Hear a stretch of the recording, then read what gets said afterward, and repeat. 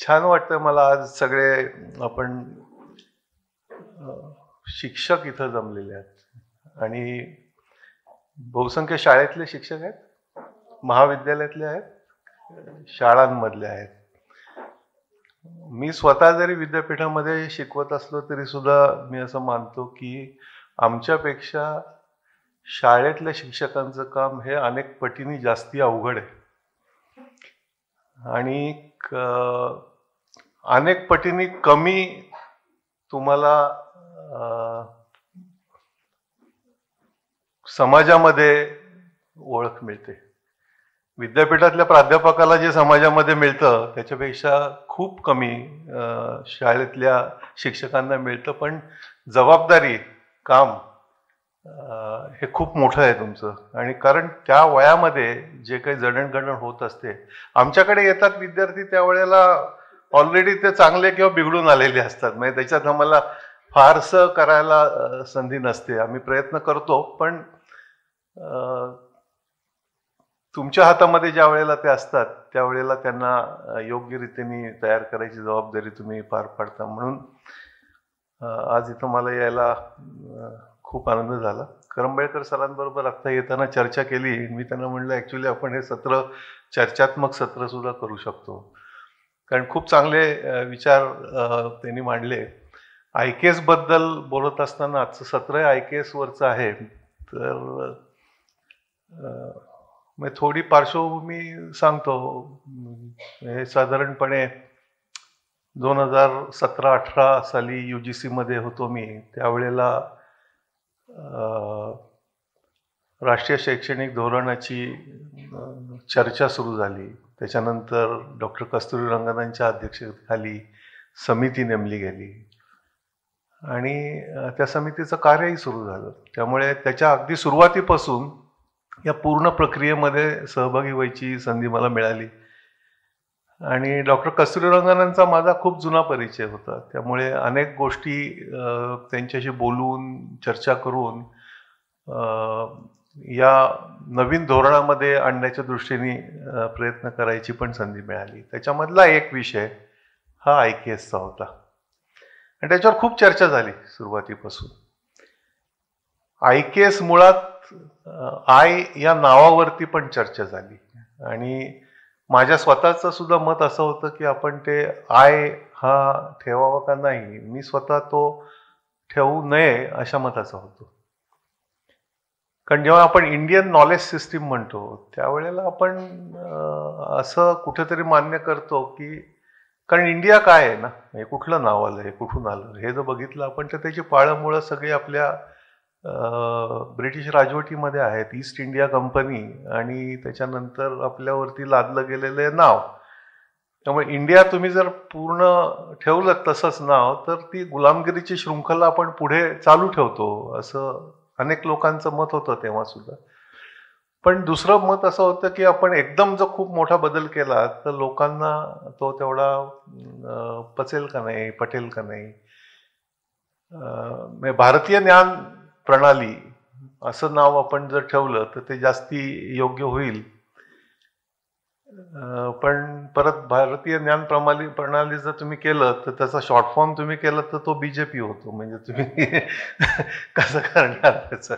म्हणजे त्याला अनेक बाजू होत्या आणि म्हणून मग आम्ही शेवटी म्हणलं की ठीक आहे, आता आपण एक तडजोड कुठेतरी आपल्याला करायला लागते. त्यामुळे मग इंडियन नॉलेज सिस्टीम हे नाव आलं. पण हे म्हणत असताना आम्ही प्रत्येक ठिकाणी भारतीय ज्ञान प्रणाली हे मात्र वापरतो. बोलताना आम्ही भारतीय ज्ञान प्रणालीच बोलतो, लिहिताना सुद्धा भारतीय ज्ञान प्रणालीबद्दल बोलतो. थोडासा इतिहास आपण जर बघितला तर मी स्वतः शाळेमध्ये जेव्हा शिकलो त्यावेळेला मी प्रामुख्याने काय शिकलो तर इतिहास म्हणला किंवा भूगोल म्हणला, हे जे विषय आहेत तर ते इतिहास म्हणजे आता उदाहरणार्थ सणावाळ्या पाठ करायच्या तर आम्हाला खूप मार्क असायचे त्याच्यामध्ये. सणावाळ्या तर कुठल्या सणावाळ्या पाठ केलेल्या आम्ही, की व्हॉइसरॉय कोण होते, किती साली कुठला होता, त्याच्यानंतर कोण वेगवेगळे सुलतान होते, त्यांचा काय कालखंड होता. म्हणजे हा अभ्यास जर तुम्ही बघितला ना तर ह्याच्यामध्ये म्हणजे हे खूप उशिरा आम्हाला कळलं की भारतामध्ये अरे 100पेक्षा जास्ती मोठ्या डायनेस्टी होत्या की ज्याचा कुठला उल्लेख सुद्धा आपल्या इतिहासाच्या पुस्तकांमध्ये. आणि आताच मी सरांशी बोलत होतो तेव्हा म्हटलं की अजून सुद्धा आपण आपली पाठ्यपुस्तकं करताना अजूनही आपलं धोरण पाहिजे तेवढं प्रखर होत नाहीये. म्हणजे पॉलिसी आली आहे, पॉलिसी 2020 जरी म्हणलं आपण तरी सुद्धा ती खरी पॉलिसी आहे 2019. 2019 साली कमिटीने ती पॉलिसी सबमिट केली. आज आहे 2025. काय प्रगती आपण केली?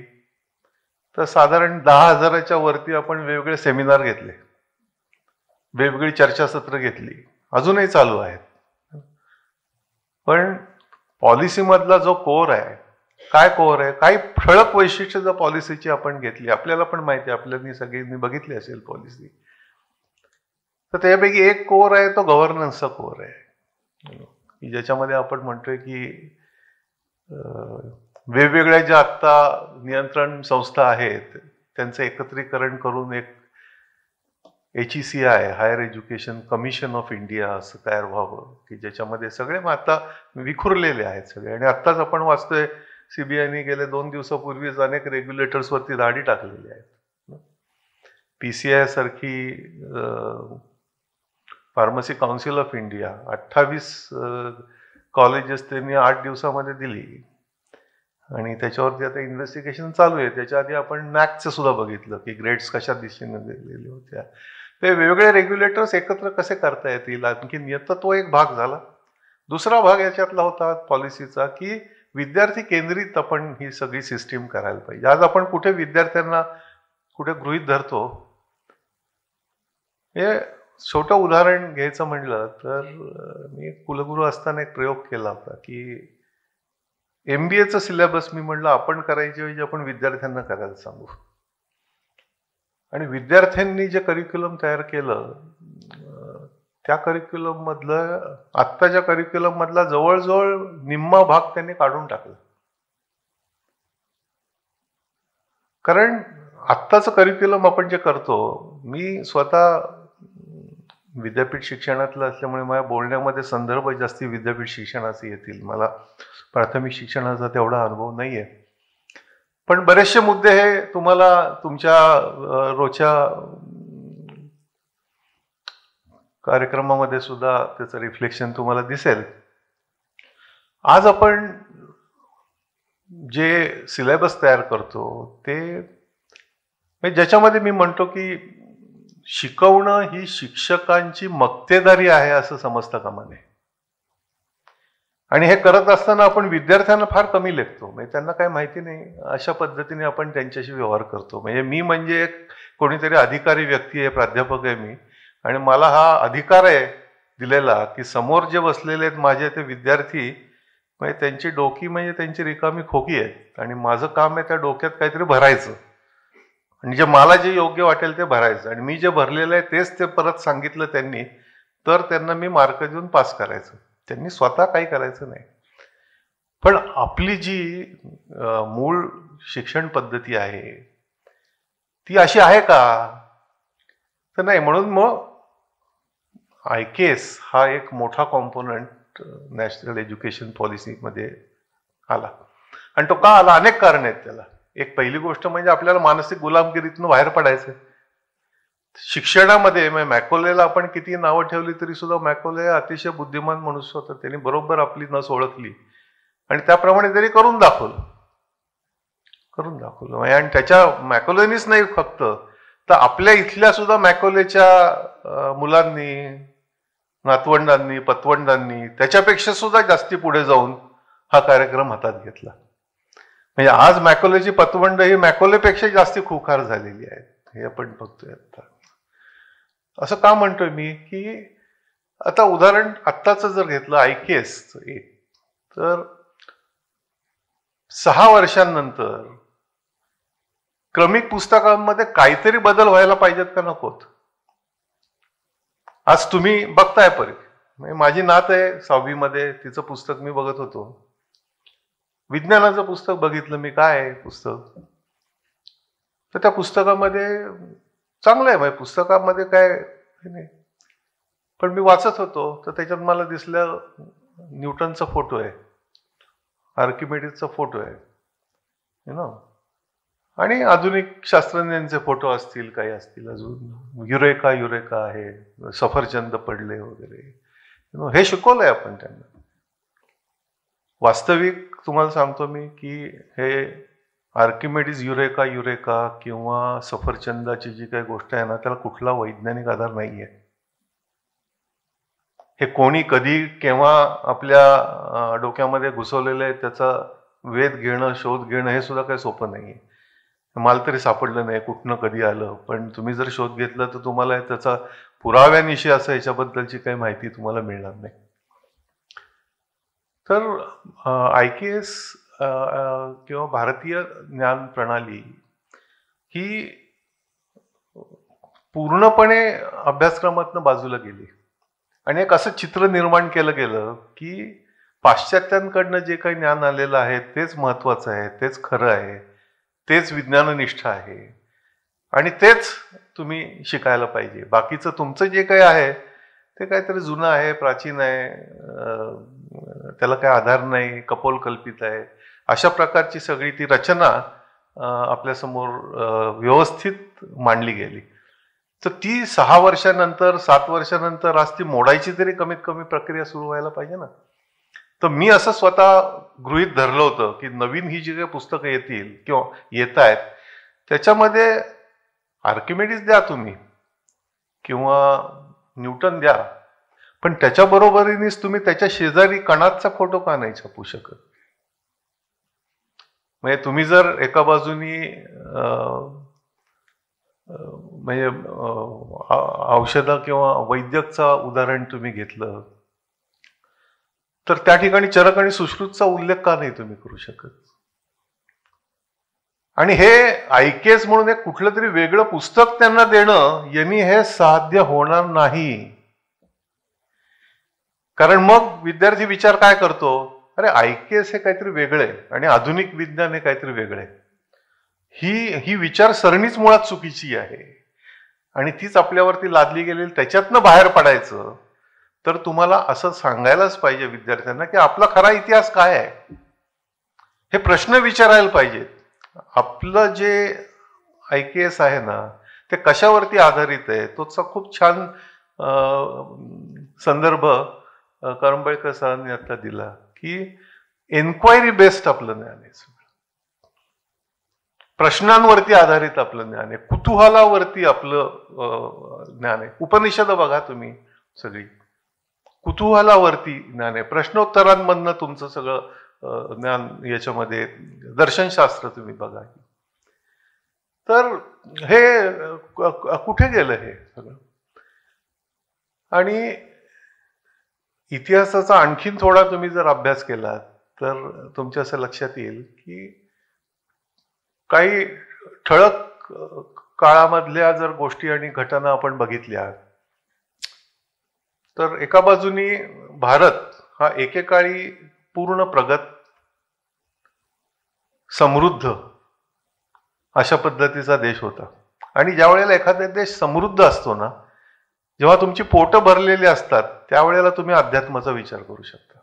उपाशी पोटी अध्यात्माचा विचार करणं खूप अवघड असतं. त्यामुळे भारतामध्ये जी समृद्धी होती त्या काळामध्ये ही सगळी जी काही ज्ञान रचना झाली ती त्यामुळे होऊ शकली. आणि नंतर मग आक्रमणं सुरू झाली. सिकंदर नंतरचा काळ जर तुम्ही बघितलात आणि तोच इतिहास तुम्ही जर थोडासा पुढे येऊन आणखी नालंदाकडे आलात, तक्षशिला नालंदाकडे आलात, जगातली विद्यापीठ ही संकल्पना पहिली ही भारतामधली संकल्पना आहे. विद्यापीठ ही काय कुठली बोलोना किंवा कुठली इटलीमध्ये वगैरे न आलेली ही संकल्पना नाही आहे.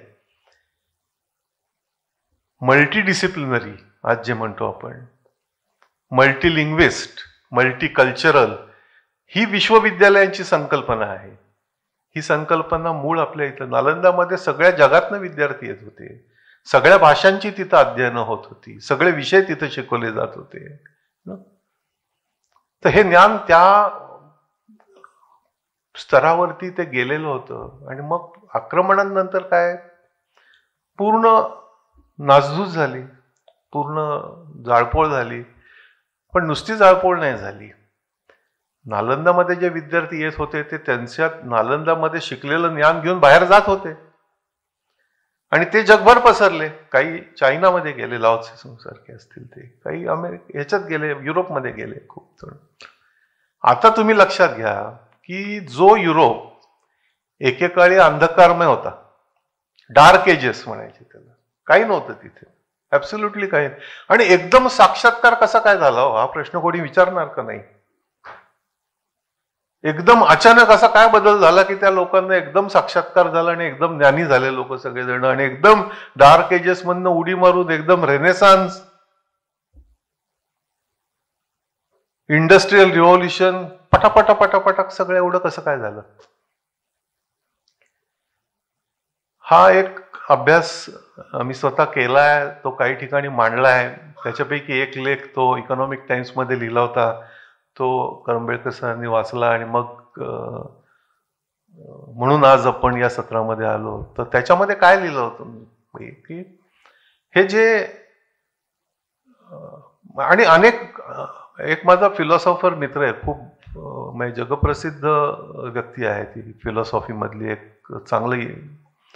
त्यांना मी हा प्रश्न विचारला, कारण सायन्स मधलं मला माहिती होतं, फिलॉसॉफी मधलं तेवढं माहिती नव्हतं. मी त्यांना म्हटलं की फिलॉसॉफी मधला एक संकल्पना तुम्ही मला अशी सांगा की जी ओरिजिनली वेस्टर्न आहे.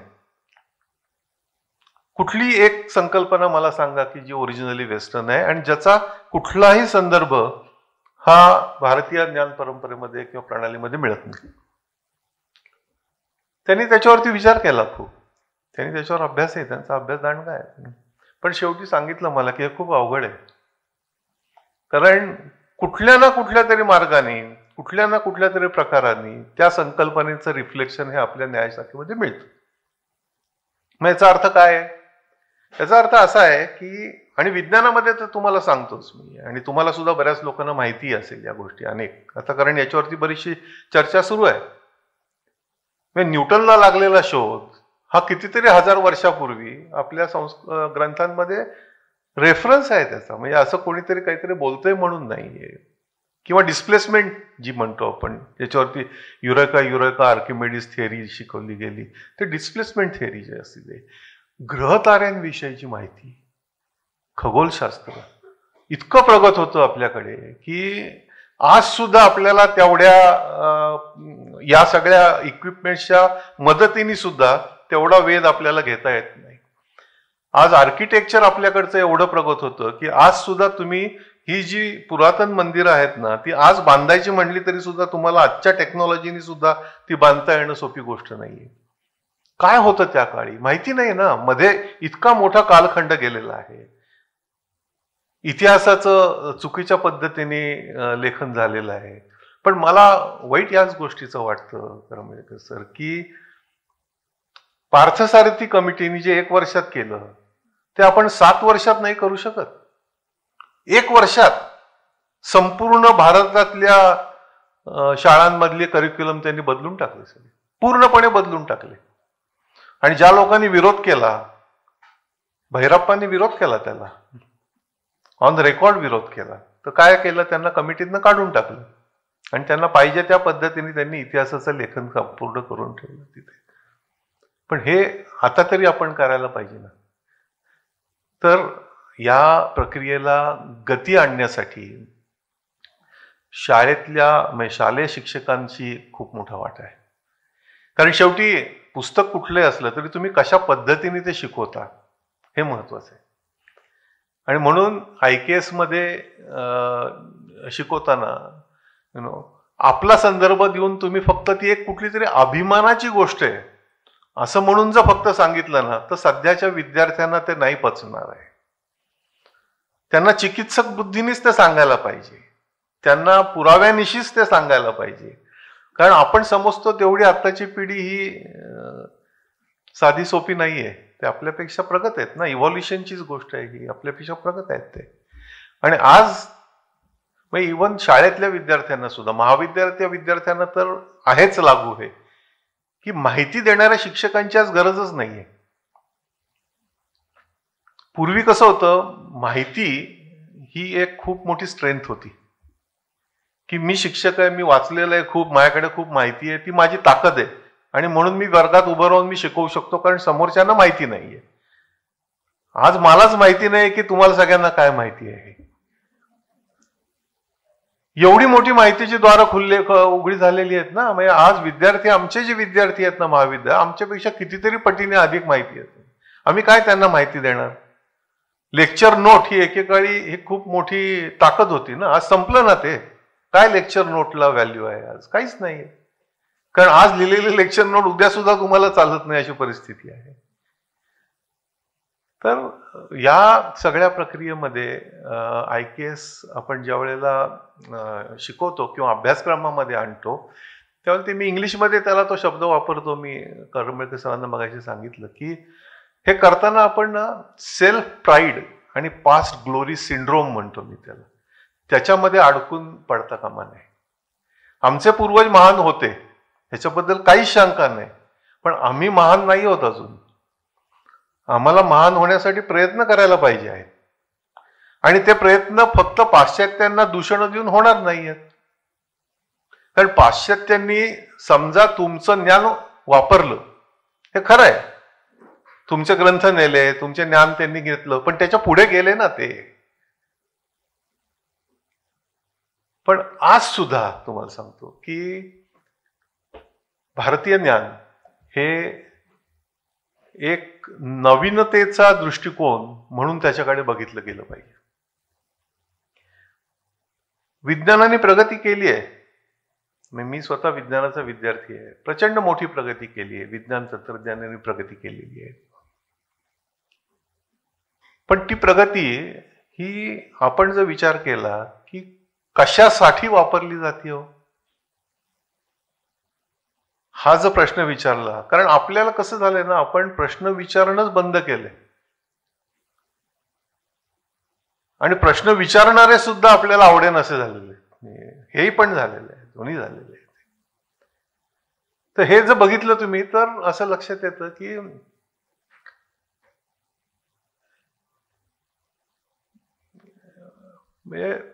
आणि खूप उदाहरण आहे त्याच्यामध्ये. आज विज्ञानाने जरी प्रगती केलेली असली तरी विज्ञानाला अनेक गोष्टी आजही माहिती नाहीत, ही वस्तुस्थिती आहे.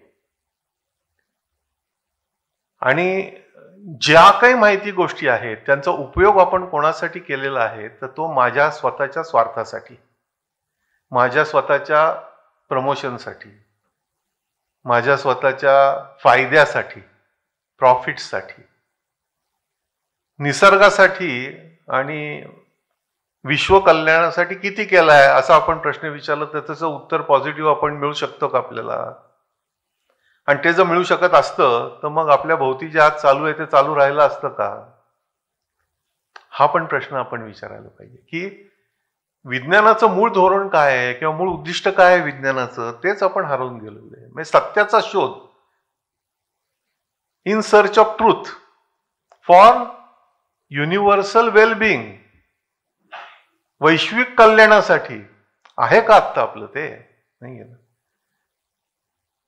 पुरेसं नाहीये असं म्हणून. तर आज एक उदाहरण, माझा स्वतःचा विषय आरोग्यशास्त्र असल्यामुळे त्याचं उदाहरण घेतो तुम्हाला मी, की वैद्यकशास्त्राने नेत्रदीपक प्रगती केली.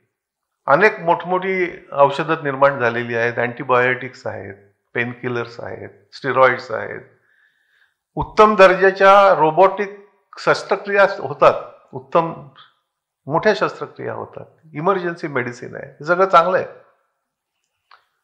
पण आज स्वास्थ्य आहे का आपल्याला? म्हणजे हा प्रश्न आम्ही आमच्या विद्यार्थ्यांना विचारतो आणि एक तो त्याच्यावरती मोठं आमचं एक सेशन असतं, ते आत्ता घेणार नाही मी, पण आम्ही त्यांना विचारतो की तुमच्यापैकी किती लोकांना असं वाटतं की आपण पूर्ण निरोगी आहोत? आणि जसा वेळ जाईल ना तसं त्या विद्यार्थ्यांना कळून चुकतं की नाही, या प्रश्नाचं उत्तर दे, त्याच्यातनं आम्ही आमचा अभ्यास सुरू करतो.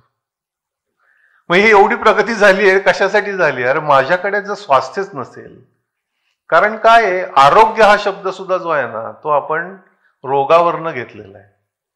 रोग नाही म्हणजे आरोग्य नव्हे ना. हेल्थ हा शब्द सुद्धा हिलिंगशी कनेक्टेड आहे.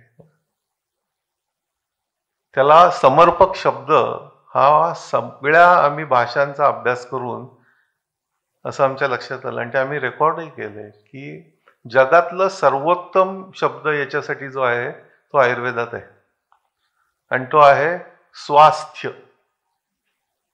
स्वस्थ, स्वतःमध्ये स्थिर. बाकी तुम्हाला काही सांगायची गरज नाही. आयुर्वेदाची डेफिनेशन हेल्थची आहे, प्रसन्न आत्मेंद्रिय मनः. तेच आपण जर WHO ची डेफिनेशन बघितली तर त्याच्यामध्ये एक भाग आहे, तो is not just absence of disease म्हणतात ते ठीक आहे, पण ते दुसरा शब्द वापरतात, त्याचा आहे well being at physical, social, spiritual अजून त्यांनी घातला नाही, त्याच्यावरती चालू आहे आमचे प्रयत्न अजून. पण हे उदाहरण का दिलं तुम्हाला, कारण आपण पाश्चात्य प्रभावाखाली असं समजून चाललोय की हेल्थ आणि मेडिसिन हे दोन्ही एकच आहेत. म्हणजे आपल्याला जर काही झालं तर डॉक्टर आपल्याला आरोग्य देईल असं आपल्या डोक्यात बसलेलं आहे. आरोग्य आपल्या हातात आहे, स्वास्थ्य आपल्या हातात आहे ना. जर ते गेलं तर डॉक्टर मदत करेल तुम्हाला. तर या ज्या काही बेसिक संकल्पना आहेत ना, त्या आपल्या शास्त्रांमध्ये खूप मोठ्या आणि खूप महत्वाच्या आहेत. त्यांच्याकडे आपण एक नवीनतेचा दृष्टिकोन म्हणून बघायला पाहिजे. आणि हे आम्ही एक उदाहरण म्हणून परत तुम्हाला सांगतो की या सहस्त्र काय लक्ष बिंदूंमधनं एक बिंदू आम्ही निवडला ज्ञानाचा, नवीनतेचा. आणि आम्ही असं म्हणलं की आयुर्वेदामध्ये जी संकल्पना आहे ना, वात पित्त कफ, म्हणजे तुम्ही सगळेजण बसलायत ना, तर आधुनिक वैज्ञानिक काय समजतं. माझा स्वतःचा विषय जीव रसायनशास्त्र, म्हणजे मी बायोकेमिस्ट्रीचा, फार्मॅकोलॉजीचा विद्यार्थी. तर आम्ही इतक्या दिवस काय समजत होतो की नाही, तुमचं डोकं दुखतंय ना, आम्ही तुम्हाला ॲस्प्रिनची गोळी दिली की तुमचं डोकं थांबेल, आणि तेच देणार आम्ही तुम्हाला सगळ्यांना, सरधोपट, कोणालाही काही असलं तरी. नंतरच्या काळामध्ये कॅन्सरमुळे हे आम्हाला कळलं की समाजामध्ये जीन्सचे 3 वेगवेगळे गट आहेत, जेनेटिक सबटाईप्स म्हणतो आपण त्यांना. आणि त्या 3 सबटाईप्स हे कॅन्सरमध्ये विशेषतः वेगवेगळ्या औषधांना वेगवेगळे प्रतिसाद देतात. याच्यातनं एक नवीन शास्त्र उदयाला आलं ज्याला फार्माकोजिनॉमिक्स म्हणतात, की तुमचं जेनेटिक स्ट्रक्चर जे आहे त्याच्याप्रमाणे तुम्हाला औषधं द्यायची प्रक्रिया, ज्याला आम्ही आज पर्सनलाइज मेडिसिन म्हणतो. तुमच्यासाठी तयार केलेलं औषध पर्सनलाइज मेडिसिन, हे ज्याला आपण कटिंग एज म्हणतो, तशा कटिंग एज हे आज हेल्थ केअरमध्ये आहे. पण मग आयुर्वेद काय आहे? तुमचा वैद्य ज्यावेळेला तुम्हाला औषध देतो त्यावेळेला तो काय देतो, तो तुम्हाला पुढे देत ना काहीतरी, तुमच्यासाठी तयार केलेली आहे. तेच सिम्पटम्स घेऊन दुसरं कोणी आलं तर तो देत नाही त्याला, त्याच्यासाठी दुसरी असेल काहीतरी. तर हे पर्सनलाइज मेडिसिन आपल्यामध्ये होतं, हा हायपोथेसिस आम्ही केला 2000 साली. आणि आम्ही असं म्हणलं की आयुर्वेदातली जी संकल्पना आहे वात पित्त कफ, त्याला जेनेटिक बेसिस आहे. त्यावेळेला हे शब्द सुद्धा नव्हते कुठे, 2000 सालची गोष्ट आहे. 2002 साली विज्ञानामध्ये कसं आहे की नुसतं आम्ही हायपोथेसिस करून चालत नाही, तो आम्हाला सिद्ध करायला लागतो किंवा तो खोडून काढायला लागतो, काहीतरी एक करायला लागतं. म्हणून आम्ही तो प्रयोग केला. आमच्याकडे त्यावेळेला आम्ही औषधशास्त्रामध्ये होतो, आमच्याकडे पेशंटचा मोठा हे होते, खूप संधिवाताचे पेशंट्स होते. आणि संधिवात म्हणजे रुमॅटॉइड आर्थरायटिस आणि बायोलॉजीमध्ये एक जीन असतं, त्याची माहिती आम्हाला चांगली, म्हणून आम्ही ते जीन निवडलं. आणि आम्ही त्या जीनचा अभ्यास करून असं दाखवून दिलं की त्या जीनचं जे काही विश्लेषण होतं ते वात पित्त कफमध्ये वेगळं असतं. हे जगात पहिल्या प्रथम असं दाखवलं गेलं की सगळेजण जरी सारखे दिसत असले किंवा सारखे समजत असले तरी वैद्यक दृष्टिकोनातनं ते तसे नसतात. एक गोळी ॲस्प्रिनची जर एखाद्याला दिली तर त्याचं डोकं थांबू शकतं दुखायचं, दुसऱ्याला ॲसिडिटी होऊ शकते, आणि तिसऱ्याला काहीच होऊ शकत नाही. म्हणजे कफ प्रवृत्तीचा असेल तर त्याला त्या गोळीने काय होणार नाही, पित्त प्रवृत्तीचा असेल तर त्याला ॲसिडिटी होईल, आणि साधा वात प्रवृत्तीचा त्याच्यासाठी म्हणून तुम्ही दिलेली आहे त्याला उपयोग होईल. आज 2002 साली केलेला एक छोटा पुणे विद्यापीठातल्या आमच्या छोट्या प्रयोगशाळेमधला प्रयोग आज जगभरामध्ये त्याला आयुर्जिनोमिक्स नावानी नवीन ज्ञानशाखा तयार झालेली आहे. लक्षबिंदूंमधला एक बिंदू फक्त ज्ञानाचा, हा एवढा मोठा महासागर ज्ञानाचा IKS मध्ये आहे, तो आपण बघायला पाहिजे. आणि हा खरा IKS कडे बघायचा दृष्टिकोन आहे. आणि अनेक गोष्टी आज आपल्याला माहिती नाहीयेत की ज्या कुठल्या ना कुठल्या तरी प्रकाराने तुम्हाला आज तुमच्या ज्ञानशाखांमधनं ही माहिती मिळू शकते. आज त्या काळामध्ये त्यांनी जे काही तुम्हाला करून ठेवलेले, मग त्याच्यामध्ये विज्ञान आहे, तंत्रज्ञान आहे, खगोलशास्त्रासारखे विषय आहेत, त्याच्यामध्ये अभियांत्रिकीसारखे विषय आहेत, त्याच्यामध्ये आर्किटेक्चर सारखे विषय आहेत. आणि फक्त विज्ञान तंत्रज्ञानापुरतं मर्यादित नाही, तर त्याच्यामध्ये फिलॉसॉफीचे पण कन्सेप्ट आहेत, त्याच्यामध्ये सायकॉलॉजीचे कन्सेप्ट आहेत. मी तुम्हाला सांगतो, सायकॉलॉजी हा एक विषय आणखीन तुमच्या समोर मांडतो मी. सगळं बोलणं शक्य नाही कारण आपलं सत्र छोटं आहे, पण एक उदाहरण म्हणून तुम्हाला देतो मी. आणि मी असं नेहमी म्हणतो की मानसशास्त्राच्या विद्यार्थ्यांनी जर पतंजली शिकला नाही तर तो अपुरा आहे. आपलं आत्ताचं मानसशास्त्र काय, मॉडर्न सायकोलॉजी आपण फ्रॉइडियन मानसशास्त्र म्हणून शिकवलं जातं सगळं. ते ठीक आहे, ते शिकवा तुम्ही, पण ते परिपूर्ण नाहीये ना. म्हणजे आज मन, विज्ञानाला नाही माहिती आज माइंड म्हणजे काय आहे. मग माझ्या मेंटल हेल्थच्या मित्रांशी मी याच्यावरती बऱ्याच वेळेला वाद घालत असतो की बेंगलोरमध्ये नॅशनल इन्स्टिट्यूट आहे, national institute of mental health, NIMHANS म्हणतात त्याला. म्हटलं तुम्हाला माइंड म्हणजे काय, कुठे आहे, मला दाखवा, माहिती आहे का काय. माहिती नसताना आपण मेंटल हेल्थ आणि काय करतो आपण ट्रीटमेंटमध्ये की कोणीतरी मानसिक रोगी आहे, 2 प्रकारची औषधं आहेत फक्त त्यांच्याकडे, ज्याला एक स्टिम्युलंट्स म्हणतो, एक सप्रेसंट म्हणतो. आणि ही सगळी औषधं तुमच्या मेंदूवर काम करतात. तुमच्या मेंदूचं काम आणि त्या मेंदूमधनं प्रसारित होणारी जी काही, ज्याला न्यूरो ट्रान्समिटर्स म्हणतो आपण, त्यांच्यावरती काम करत असतात ही गोष्ट. पण तुम्ही मेंदू ट्रीट करताय, तुम्ही मन कुठे ट्रीट करताय. म्हणून आम्ही नेहमी म्हणतो की मेंदूला ट्रीट करायला जर औषधं असतील ना, तर मनाला ट्रीट करायला ध्यान हे औषध आहे. आणि त्याची काहीच माहिती नाही आज आधुनिक विज्ञानाकडे, ती तुमच्याकडे आहे ना. तर तो एक बिंदू घेऊन तुम्ही त्याच्यावरती काम करायला पाहिजे. आज माइंड बॉडी इंटरॅक्शन वरती सगळ्यात जास्त काम कुठे होतंय तुम्ही बघितलं तर ते हार्वर्डमध्ये, MIT मध्ये, स्टॅनफर्डमध्ये. आपल्या इथं आता सुरू झालंय थोडं मेंटल हेल्थ, म्हणजे निमान्समध्ये सुद्धा आता हे काम थोडं सुरू झालंय. पण अजून आपण जी आपल्याला वैचारिक नेतृत्व घ्यायला पाहिजे ना, ते घेत नाही होत आपण कॉपी कॅट म्हणूनच आज पुढे येतोय. आयुर्वेद सुद्धा आज बाहेर परदेशामध्ये लोक घ्यायला लागले, योग परदेशांमध्ये घ्यायला लागला, म्हणून आपल्या इथल्यांना आज त्याच्याबद्दलचं महत्व कळतं. हे होता कामा नये. याची बदल कधी होणार आहे माहिती का, हा तुमच्या हातात आहे. ज्या वेळेला तुमच्याकडे असलेली पिढी बदलेल ना, त्यावेळेला तो बदल होईल.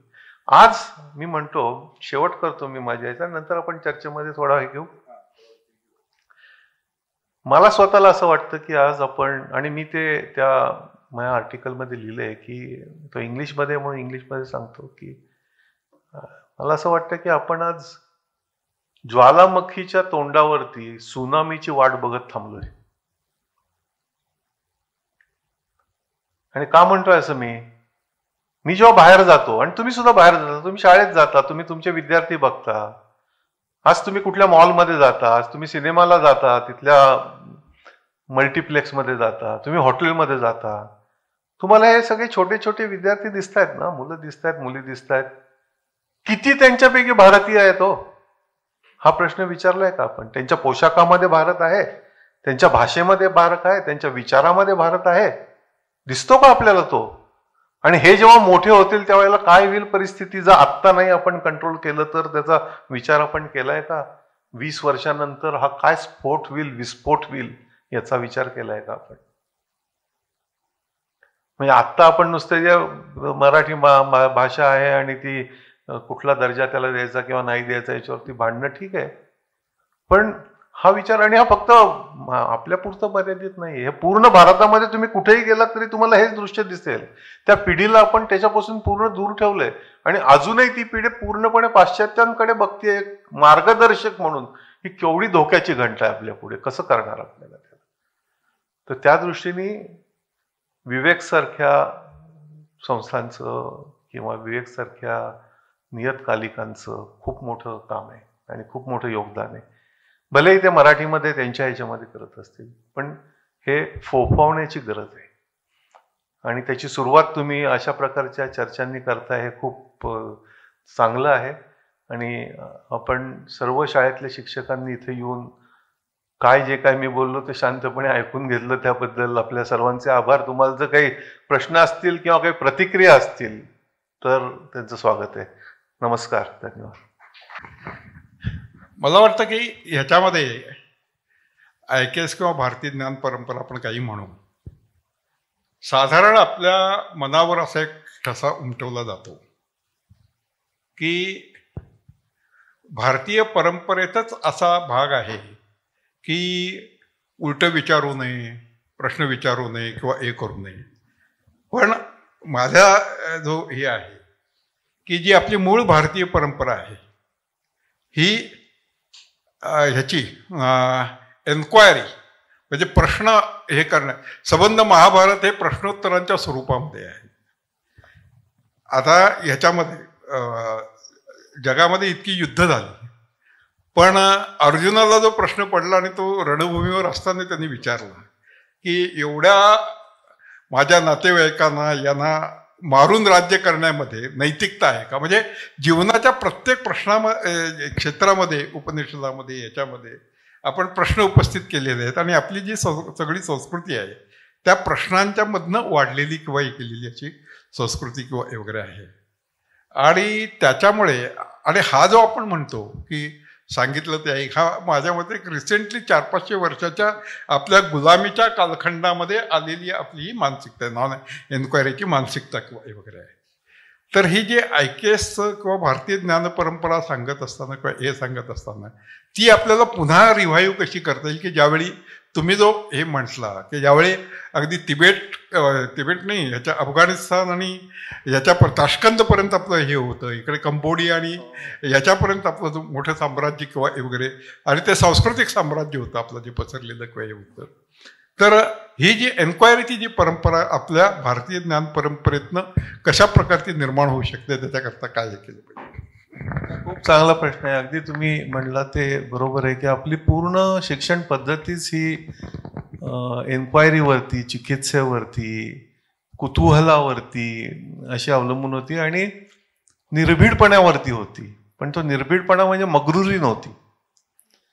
म्हणजे ज्या वेळेला नचिकेताने प्रश्न विचारला स्वतःच्या वडिलांना किंवा प्रत्यक्ष यमाला सुद्धा, त्याच्यामध्ये खरोखरच कुतूहल होतं त्याचं.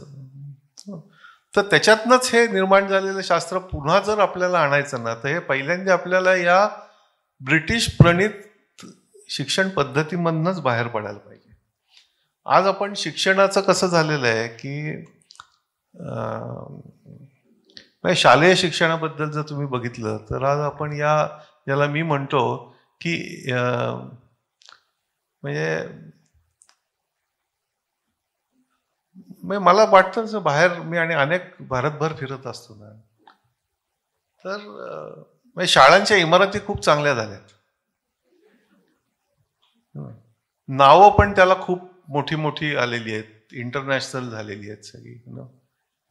AC आणि पण प्रत्यक्ष आपण खरोखरच त्या विद्यार्थ्याच्या जडणघडणीकडे किती लक्ष देतोय हे आपण बघतोय का? त्यांना विचार करायला आपण वेळ देतोय का? आज त्यांना इतक्या वेगवेगळ्या प्रकारच्या कामांमध्ये त्यांना गुंतवून टाकलेलं आहे की त्यांना स्वतःचा विचार करायला वेळच नाहीये. त्यांना काय होमवर्क असेल किंवा आणखीन काय वेगवेगळ्या कार्यशाळा असतील, पण ही जी पद्धत आहे ना आत्ताची आपली. आणि दुसरा एक त्याला चॅलेंज असा आहे की आपल्याकडे नंबर एवढे मोठे आहेत की पूर्वीच्या पद्धतीने आपण जर गुरु शिष्यांकडे जर फक्त गेलो तर ती प्रॅक्टिकल होणार नाही. तर ही पद्धत मग कुठली आपल्याला शोधून काढायला पाहिजे पद्धत, आणि या पद्धतीमध्ये आपल्याला नवीन तंत्रज्ञानाचा उपयोग करायला पाहिजे आहे. पण त्याला जी स्ट्रॅटेजी पाहिजे ती आपली पाहिजे, ती आपण अजून शोधत नाही होत. म्हणजे मॅनेजमेंटमध्ये ते प्रिन्सिपल नेहमी सांगतात की स्ट्रक्चर फॉलो स्ट्रॅटेजी, योजकत तत्र दुर्लभ आपण म्हणतो ना. म्हणजे ते म्हणतात की कुठल्या अक्षर हे निरर्थक नसतं ना, प्रत्येक अक्षराला अर्थ आहे. पण कमतरता कशाची आहे की कशा पद्धतीने ते वापरायचं. तर आपल्याला आपली शिक्षण पद्धती ही स्वतःची पेडगॉजी म्हणू आपण त्याला, ती निर्माण करायला लागेल परत. आणि ती करायची संधीच आपल्याला या NEP 2020 दिली. हो, म्हणजे तुम्ही जर नीट वाचलं ते आणि ती जर खरंच लेटर अँड स्पिरिट जर तुम्ही ती फॉलो केली तर फार काही करायची गरज नाहीये. पण हे कधी होणार हा मला पडलेलाच प्रश्न आहे. सहजपणे मला असं वाटतं की आपण साधी गोष्टीपासून एन्क्वायरीपासून सुरुवात करू की ABCDEFG आहे आणि दुसरं क ख ग घ चे 12 आकडे आहे. त्याच्यामध्ये कंठ, तालव्य, दातव्य वगैरे अशा म्हणजे प्रत्येक ह्याला आपण त्याला हे केलेलं आहे. म्हणजे तोंडाच्या प्रत्येक ह्याच्या ओठ आहे, दात आहे, जीभ. आता ही गोष्ट आपण मुलांना समजून, म्हणजे ह्या 12 आकडीमधला जो काय म्हणतात आपल्याला शरीरशास्त्रीय दृष्टिकोन असेल किंवा सायंटिफिक, अशा कितीतरी गोष्टी आहेत की ज्या छोट्या छोट्या गोष्टीपासून आपल्याला त्यांना विचार करायला किंवा हे करायला सांगता येऊ शकतं त्याच्यातून. तर आपल्याला त्या भारतीय ज्ञान प्रणालीमध्ये असा काही आपल्याला आपल्या सभोवतालच्या असलेल्या अस्तित्वातल्या असलेल्या गोष्टीपासून सुरुवात करता येईल. अगदी करता येईल. तुमच्याशी मी एक शेअर करेन आणि तुम्ही या सगळ्यांशी शेअर करा पाहिजे तर. एक मला स्वतःला जे वाटेल, आणि मी सांगतो की मी त्यातला तज्ज्ञ नाही, पण एक चिकित्सक म्हणून, एक संशोधक म्हणून मला जे वाटलं, मला जे अभ्यास करा त्याच्याप्रमाणे मी 1ली पासून ते 10वी पर्यंत काय कुठल्या कुठल्या टप्प्यामध्ये आपल्याला काय काय करता येईल याचं एक स्ट्रक्चर तयार केलेलं आहे. ते मी यांना पाठवलंय. म्हणजे आमचे या NEPचं जे काही काम करतायत त्यांना पाठवलेलं आहे, NCERTचे वगैरे लोकांना. पण गंमत सांगतो तुम्हाला की हे करणं किती कठीण आहे याचं उदाहरण म्हणून सांगतो. मी स्वतः IIT खरगपूरला प्राध्यापक म्हणून जातो आणि आत्ता 3 महिन्यापूर्वी जेव्हा मी त्यांचा कोर्स, IKSचा कोर्स त्यांचा मी घेतो IIT खरगपूरचा, तर त्यांनी मला सिलेबस पाठवलं. ते सिलेबस बघितल्यानंतर मी त्यांना म्हटलं, हो तुम्ही IIT आहात आणि तुम्ही जे सिलेबस पाठवलंय ते इतकं बाळबोध आहे की तुम्ही कसं हे करू शकता. ते म्हणे, सर तुम्हाला काय सांगू की सिलेबस आम्हाला नॅशनल काउन्सिलनी पाठवलेलं आहे. नॅशनल काउन्सिल फॉर टीचर एज्युकेशननी पाठवलेलं करिक्युलम तुम्ही जर बघाल, म्हणजे मी बघितल्यानंतर मला वाटलं की काय काउन्सिल आहे, इतकं स्लॉपी करिक्युलम बनवलेलं आहे त्यांनी. ते IKSचं, बाकीची माहिती नाहीत मला. आणि जे शब्दांचा उपयोग केलेला काहीच माहिती नाही. अशा पद्धतीने जर आपण सिलेबस करून शिक्षकांना शिकवणार असू तर ते पुढे आणखीन काय विद्यार्थ्यांना शिकवणार. तर हा खूप मोठा गंभीर प्रश्न आहे आणि हा राष्ट्रीय स्तरावरती आपल्याला तो प्रायोरिटीवरती सोडवायला पाहिजे. तुम्ही जे आता हे पाठवलेलं आहे, म्हणजे तुमची परवानगी असेल तर या सगळ्यांच्या बरोबर आपण त्याला घेऊन चर्चा करू शकतो. हो, करू शकतो आपण. अगदी चालेल ना. म्हणजे ते जे स्ट्रक्चर आहे हे प्रत्यक्ष शिकवतायत, प्रत्येक याच्यामध्ये आहे, त्यांच्याबरोबर असून त्यांच्या सूचना घेऊन आपल्याला त्याचं फॉर्मेशन किंवा स्ट्रक्चरायझेशन. आणि IKS पुरतच मर्यादित आहे. म्हणजे बाकी इतर विषयांमध्ये जे चालू आहे ते, पण एक त्यातला कोर असा आहे ना की तुम्ही IKS हे एक स्वतंत्र काहीतरी प्रणाली आहे म्हणून ठेवू नका. तुमच्या विज्ञानामध्ये IKS पाहिजे, तुमच्या गणितामध्ये IKS पाहिजे, तुमच्या मानसशास्त्रामध्ये IKS पाहिजे, तुमच्या इतिहास, सर्वत्र IKS तुम्हाला आणायला पाहिजे सगळीकडे. आणि ते जर केलं तरच हे होईल. नाहीतर नुसती IKSची पुस्तकं तयार करून आणि IKSचं करून हे होणार नाही.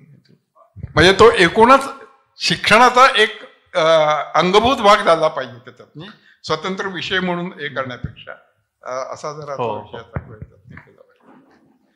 तर मला असं वाटतं की तो जे तुम्ही जे स्ट्रक्चर हे केलेलं आहे ते जर ते मी करेन, तुमच्याशी शेअर करेन, अर्चनाशी वगैरे शेअर करा. मग आपण सगळ्यांच्याशी बसून आम्ही एक तसं 2 दिवसाचं घ्यायचं आहे ना आपल्याला. त्याच्यामध्ये एक विषय, आम्ही आता 2 विषय हे करतोय की भारतीय राज्यघटना एक आणि IKS याचा विद्यार्थी ज्ञान, हे 2 विषयाची जरा फोकस करून किंवा हे करून आपण पुढे जावं अशा तऱ्हेची कल्पना आम्ही करतोय. त्याच्यामध्ये त्याचा नक्की हो, जरूर जरूर अगदी. आणि पण मी म्हणतोय की एक असा पण मी सुचवतोय की एक undergraduate program in IKS असा करावा. आणि हे मी तुम्हाला सांगतो की जर एखादा विद्यार्थी IKSच्या बेसवरती ग्रॅज्युएट झाला ना, तर जसा तुम्ही मिलिटरीमधनं बाहेर पडलेला कुठेही जाऊ शकतो ना, तसा हा कुठेही जाऊ शकेल विद्यार्थी. कारण त्याचं जी बैठक आहे ती एवढी स्ट्रॉंग तयार होईल बैठक. मी वाचतो, माझं तर खूप तोकडं ज्ञान आहे या विषयाचं, पण प्रगल्भता जी आहे ना इतकी मोठी आहे. म्हणजे आणि मी लिंग्विस्टच्या लोकांना म्हणतो की आज पाणिनी किती लोकांना माहिती हो, आज पाणिनीची सगळ्यात उत्तम अभ्यासक्रम जर असेल तर तो भारतात नाहीये, तो MIT मध्ये शिकवला जातो. आज पाणिनी तर आपल्या लोकांना माहिती पण नाहीये कोणाला. म्हणजे पूर्ण कॉम्प्युटर सायन्स, सॉफ्टवेअर आणि हे सगळं ज्याच्या बेसिसवरती तयार झालं, त्या अष्टाध्यायीची काही माहिती नाही आपल्या लोकांना, कुठे माहिती नाही, शिकवलंही जात नाही, काही कल्पना नाही. आणि जे काही शिकवलं जातं ते एक संस्कृत म्हणून शिकवलं जातं. हा एक आणखीन एक महत्वाचा मुद्दा आहे की संस्कृतशी फक्त IKS तुम्ही जोडून चालणार नाही. संस्कृत महत्वाचं आहे, त्याचा योग्य अर्थ काढण्यासाठी संस्कृत पंडित पाहिजेत, पण संस्कृत पंडित फक्त मोठमोठे श्लोक सारखे म्हणून तुम्हाला दाखवू शकतात म्हणजे ज्ञानी आहे तसं नाही. कारण भाषेचा आणि ज्ञानाचा संबंध आहे हो. कोणीतरी सूटबूट घालून आला आणि इंग्लिशमध्ये बोलला म्हणजे तो ज्ञानी असं आपण समजतो, आज सुद्धा समजतो. म्हणजे आत्ता सुद्धा तुम्ही बघू, आणि रोज आपण बघतो, आम्ही सुद्धा बघतो आमच्या बैठकांमध्ये एखादा पांढरा माणूस आला, व्हाईट आला ना माणूस, तर एकदम सगळ्यांचं लक्ष त्याच्यावरती जातं. हे इतकं भिनलेलं आहे आपल्या ह्याच्यामध्ये. तर हे बदलायला वेळ लागेल, पण ते करायची फारच तातडीची गरज आहे. गुरुचरण दासनी आपलं आत्मचरित्र लिहिलेलं आहे, आणि एक काळ गुरुचरण दास हे कॉर्पोरेट लेवलला अगदी मोठ्या लेवलला जाऊन पोहोचले. त्याच्यानंतर त्यांच्या मनामध्ये म्हणजे हे सगळं अर्थहीन आहे असं वाटायला लागलं. मग त्यांनी सोडला. मग आता मग लिखाण आणि बाकी रिसर्चमध्ये मग त्यांनी महाभारताचा अभ्यास केला, त्याच्यावर त्यांनी पुस्तकं लिहिली. पण त्या संबंध चर्चेमध्ये किंवा ह्याच्यामध्ये त्यांनी एका उपनिषदातल्या कथेचा किंवा ह्याच्यातला हे केला, आणि ती त्यांना कुठे भारतामध्ये नाही, अमेरिकेमध्ये एका त्यांच्या कलिगने सांगितलं की आपल्या उपनिषदामध्ये हे आहे, मला वाटतं कठोपनिषदामध्ये किंवा ह्याच्यामध्ये की एक झाड 2 पक्षी, म्हणजे ह्याचं हे पण आहे, ती एक हे आहे त्याच्यामध्ये. आणि त्याच्यावर हे आत्मचरित्राचंही ह्यांचं नाव म्हणजे आपल्या मराठीमध्ये आठवेल मला, त्यांचं नाव इथं नाही. तर एका झाडावरतीच 2 पक्षी असतात, एक प्रेयस आणि दुसरा श्रेयस. म्हणजे जीवनामध्ये तुम्हाला काय जे तुम्हाला प्रियकर आहे ते पाहिजे का श्रेयस्कर आहे ते पाहिजे, आणि हा तुमच्या जीवनामध्ये असलेला तुमचा जो डायलेमा आहे त्याच्या बाबतीत छान विषय काढला. म्हणजे माझं आत्ताचं जे नवीन पुस्तक आहे, जिनोम टू ओम नावाने पुस्तक लिहिलंय मी, त्याचा शेवटचा पॅराग्राफ हा श्रेयस आणि प्रेयस, शेवटचा पॅराग्राफ आहे. जिनोम टू ओम हे पुस्तक आहे, आणि जिनोम टू ओमचा असा अर्थ आहे, मी तुम्हाला मगाशी सांगितलं, त्या जिनोमिकचा अभ्यास आम्ही करत असताना त्याच काळामध्ये मी उपनिषद पण वाचत होतो. तर एका सूत्राशी मी आडलो, म्हणलं याला काय सांगायचं, ओम पूर्णमदः पूर्णमिदं पूर्णात् पूर्णमुदच्यते पूर्णस्य पूर्णमादाय पूर्णमेवावशिष्यते. म्हणजे काय म्हणायचंय, तर तो म्हणतो की हे पूर्ण आहे, ते पूर्ण आहे. तुम्ही पूर्णामधनं पूर्ण काढलं तर जे काढता तुम्ही तेही पूर्ण होऊ शकतं, जे शिल्लक राहतं तेही पूर्ण होऊ शकतं. ह्याचे अनेक प्रकारांनी अर्थ तुम्ही काढू शकता, अनेक प्रकारांनी. मी माझ्या पद्धतीने काढला. मी म्हणलं हे जे सांगतायत ही माझ्या दृष्टीने जिनोमची डेफिनेशन आहे. कारण जिनोम तुम्ही सगळ्यांना माहिती आहे, आता जिनोम जो आहे आपल्या शरीरातला पूर्ण DNA ज्याला जिनोम म्हणतो, त्याचा एक थोडासा भाग जर आपण काढला तर त्याच्यामध्ये अशी क्षमता असते की तो पूर्ण होऊ शकतो, किंवा जो शिल्लक राहतो तोही पूर्ण होऊ शकतो. तर हे पूर्णाचं जे आहे ना, पूर्ण म्हणजे शून्य नाही, शून्य म्हणजे पूर्ण नाही, 0 वेगळी संकल्पना आहे, शून्य वेगळी, पूर्ण वेगळी. तर याच्यामध्ये आम्ही असं सांगितलंय की विज्ञानाने जरी प्रगती केली तरी स्वतः स्वार्थासाठी केलेली, आणि विज्ञानाला आज आम्हाला असं शिकवलं जातं की तुम्ही जे मोजू शकता, तुम्ही जे पाहू शकता, ऐकू शकता, याला आम्ही इम्पेरिकल इव्हिडन्स म्हणतो, ते म्हणजेच खरं, बाकीचं सगळं थोतांड. तर त्याला आम्ही या पुस्तकातनं चॅलेंज केलं आणि आम्ही असं म्हणलंय की ज्ञान हे जर तुम्ही इन्फॉर्मेशनशी कनेक्ट केलं तर विज्ञान म्हणजे विशेष ज्ञान तेवढं पुरेसं नाहीये. तर विज्ञानाला आता प्रज्ञानाकडे जायची आवश्यकता आहे. प्रज्ञानम ब्रह्म, तैत्तरीय उपनिषद काय सांगता येते? काय अर्थ आहे? महावाक्य आहे. काय सांगता येते? प्रज्ञानम ब्रह्म म्हणजे काय म्हणायचंय त्यांना? तर हे पुस्तक पूर्णपणे उपनिषदावरती आधारित असलेलं पुस्तक, पण आधुनिक जगातल्या जिज्ञासू व्यक्तींसाठी लिहिलेलं पुस्तक आहे. मला विचारतात की अहो हे सायन्सचं आहे का, काय आम्ही वाचू शकतो का? तर सांगतो मी की याच्यासाठी एकच फक्त एलिजिबिलिटी आहे की ती म्हणजे कुतूहल. तुम्हाला जर क्युरिओसिटी असेल तर त्या पुस्तकामध्ये आम्ही अवघड वैज्ञानिक विषय किंवा अवघड फिलॉसॉफिकल कन्सेप्ट सुद्धा सोपे करून सांगितलेले आहे. आत्ता मागच्या आठवड्यातल्याच लोकसत्तेमध्ये त्याचं परीक्षण आलेलं होतं आणि बाकी ठिकाणी सुद्धा आलेलं आहे. तुम्ही आणखीन एक बघा. तुम्ही, मी स्वतः असं मानतो की मी विज्ञानाचा जरी विद्यार्थी असलो ना तरी विज्ञान जोपर्यंत कला, ललित कला आणि समाजशास्त्र यांच्याशी सोबत जात नाही तोपर्यंत विज्ञान अपूर्ण आहे. आणि म्हणून मला या पुस्तकाचं उद्घाटनाच्या वेळेला दिल्लीमध्ये या पुस्तकाचं उद्घाटन मला कलेच्या माध्यमातून करायचं होतं. कारण आपण म्हणतो की एक चित्र 1000 शब्दांचा ऐवज असतो, पण एक व्हिडिओ हा लक्षावधी शब्दांचा ऐवज असतो. तर आम्ही पुण्यातल्या एका भरतनाट्यम गुरुबरोबर 1 वर्षभर काम करत होतो. केदार पंडितांनी त्याला संगीत दिलंय आणि स्वतः शंकर महादेवांनी ते गायलंय आणि गुरु स्वरूपा उडगी आणि विद्यार्थी त्यांनी परफॉर्म केलंय. Dance of science and spirituality नावाने युट्यूबवरती तुम्हाला अवेलेबल आहे. 12 मिनिटाचा हा जिनोम टू ओम तुम्हाला फक्त डान्स मधनं दिसेल. जिनोम टू ओमची संकल्पना जी आहे ती जिनोम टू ओम तुम्ही गुगल करा युट्यूबवरती. Dance of science and spirituality म्हणलं तरी तुम्हाला त्याच्यातनं मिळेल आणि शक्यतो मोठ्या स्क्रीनवरती बघा तुम्ही. ते अतिशय सुंदर हे केलेलं आहे. तर अशा प्रकारचे अनेक प्रयोग चालू आहे. आता सध्या माझा नवीन जस्ट आत्ता संपलाय, सकाळ प्रकाशित करते ते.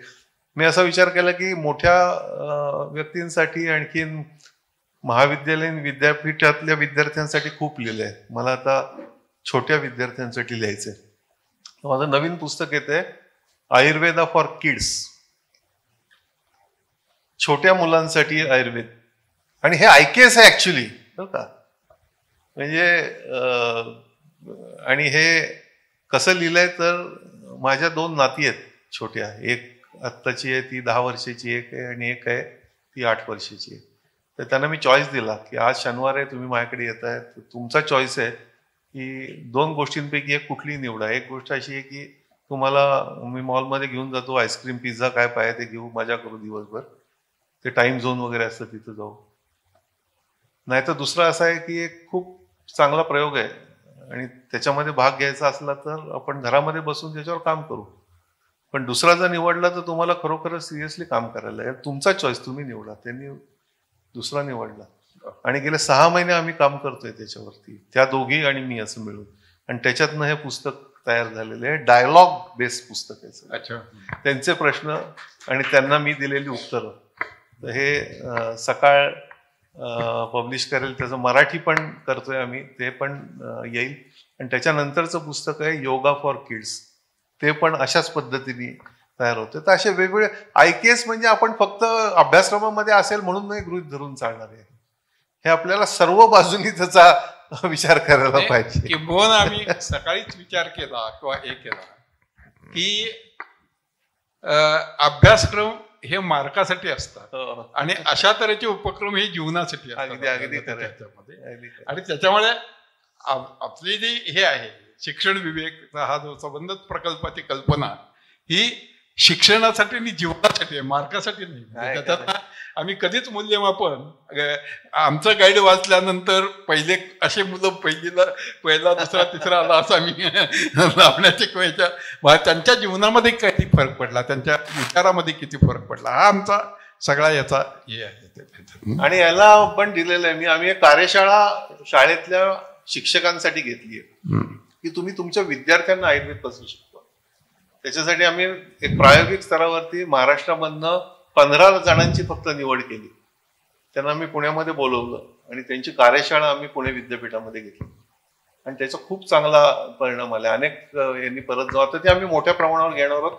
विवेक तुमच्या मंडळीशी बोललेलो पण आहे, तर आपण एकत्र नंतर करूया केव्हा तरी चांगलं.